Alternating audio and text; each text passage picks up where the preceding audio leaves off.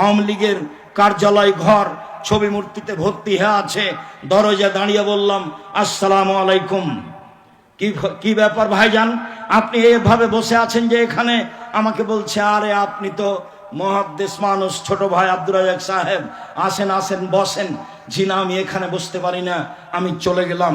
যদি ভিন্ন ব্যবস্থা না করতে পারে তাহলে আমি এখনই ট্রেনে রাজশাহী চলে যাব। আমাকে তাড়াহুড়া করে অন্য ঘরে নিয়ে গিয়ে রাখার ব্যবস্থা করলো। ঢাকায় এক বাসায় ঢুকলাম, এমপি সাহেব। আমি বলছি, ভাইজান মূর্তি সরাতে হবে, অন্যথায় বসতে পারি না।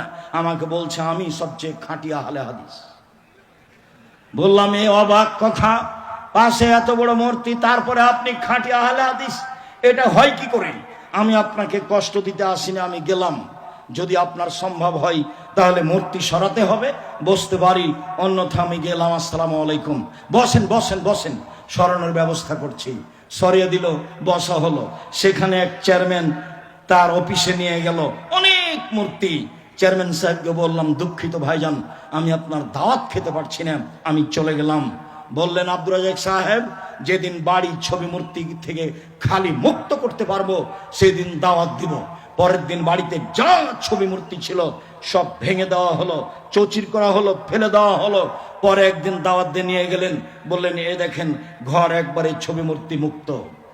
গেলাম আপনার এতে বর্ধমানে এক বাড়িতে, দেখি যে ঘরে বসতে দিয়েছে সেই ঘরে পুতুল দিয়ে পরিপূর্ণ, ছবি মূর্তি দিয়ে পরিপূর্ণ।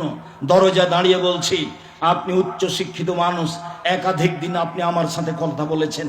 আমি আব্দুর রাজ্জাক বিন ইউসুফ, না চিনলে না জানলে সেটা আপনার ব্যাপার।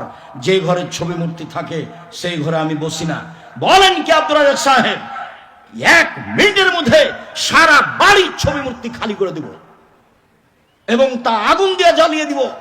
আপনার ভালোবাসায় আমার প্রয়োজন।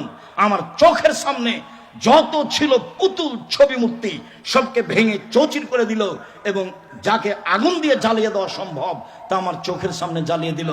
ঠিক আছে বসেন, আপনাকে সম্মান করি, যাতে আপনার সম্মান বজায় থাকবে তা আমি করতে প্রস্তুত। সম্মানিত দিনী ভাই বোন, উমর রাদিয়াল্লাহু তাআলা আনহু যেই বাড়িতে যেই ঘরে ছবি মূর্তি থাকতো সেই ঘরে তিনি প্রবেশ করতেন না। সালেম বিন আব্দুল্লাহ বলেন,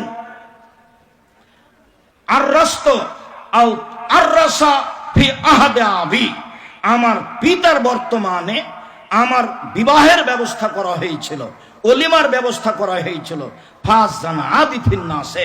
জনগণকে আমার আব্বা দাওয়াত দিয়েছিলেন অলিমার।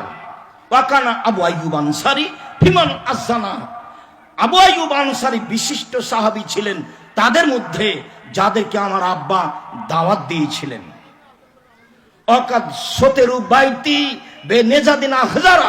সেদিন আমাদের বাড়িকে সবুজ চাদর দিয়ে সুন্দর করে ঝকঝকে করে সাজানো হয়েছিল, সবুজ চাদর দিয়ে।